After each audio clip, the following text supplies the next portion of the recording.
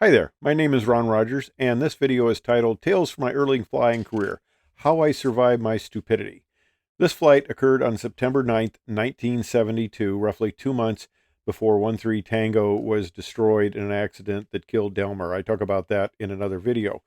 But okay, here I am. I have just passed my private pilot check ride with 36.2 hours. I go out, take my wife for a ride, do a few other flights with people, and now I'm coming up to my longest cross-country flight at the time, going from Wellman, Iowa to Ottawa, which is about a 280-mile trip, my longest cross-country. Of course, this was exceeded a few decades later when I, as captain on the Boeing 777, flew from Chicago to Hong Kong. Much longer flight, but it would be a long time before I exceeded this cross-country here.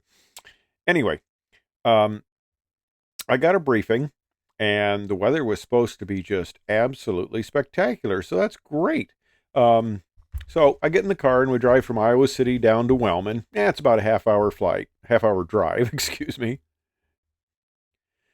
And driving down, we suddenly enter a fog bank. Now, the weather briefer, Cedar Rapids Flight Service, the whole area was clear. No problems, no forecast for anything. But I go in this really dense fog bank, and I keep going, and I get down to the little Wellman Airport there, little grass strip, and I go into the outhouse there for a pre-departure pee. And honest to God, when I come out, the clouds had lifted into it ended up being about 1,100 foot scattered. Yeah, maybe that's pushing it. It might have been broken, but a deck above me. And I could see blue sky above. It looked beautiful. So I thought, okay, well, we're good. So we hop in the airplane, we take off, and we head west. Well, about halfway between Wellman and Ottawa, Iowa is Des Moines, Iowa, and we're going directly over it. And I look down and I see a bunch of radio towers sticking up through what appears to be a very low overcast. And I'm thinking, the clouds look like they're almost to the ground. And it was a solid overcast. So I tuned in tower frequency for Des Moines. And I'm listening to it, and I hear a guy call up. He's in a Bonanza, and he says, "I'm getting low on gas. I need to land. I'm not instrument rated."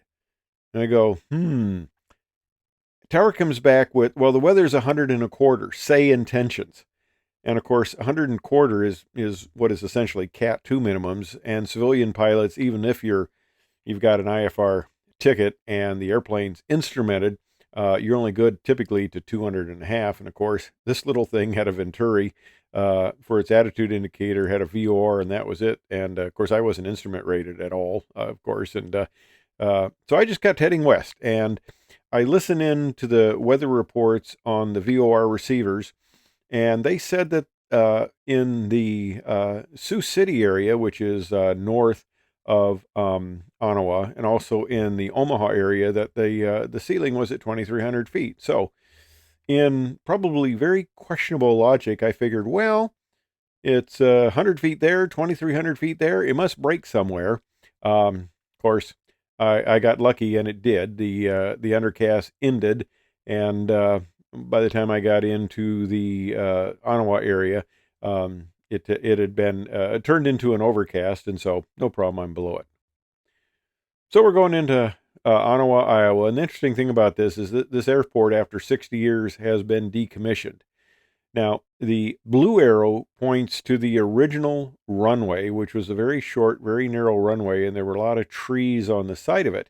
The yellow points to the new runway, which is no longer a runway because the city sold it to an organization that converted it into a drag strip. And I understand from being back there that this hasn't been a totally successful adventure, and it's too bad they took the airport out of commission.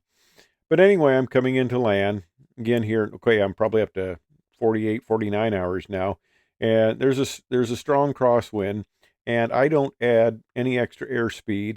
And I come in, and the turbulence through these tall trees causes a lot of burbling, and the aircraft just drops out from under me, and I prang it pretty good. Nice way to impress the wife with my flying ability. And of course, there was a gentleman, an old mechanic out there who witnessed the whole thing, and he goes, "Yeah, well, that happens."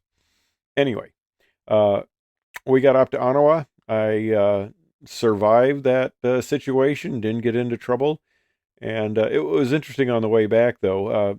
Coming back, I got close to Des Moines, and I went into entered a snowstorm. So I did a 180-degree turn. Decided, well, I better land and wait this out. So I called up Des Moines Tower and I said, I'd like to land. And the controller came back and said, "Did you just make a 180-degree turn?" I go, "Yep, that's me."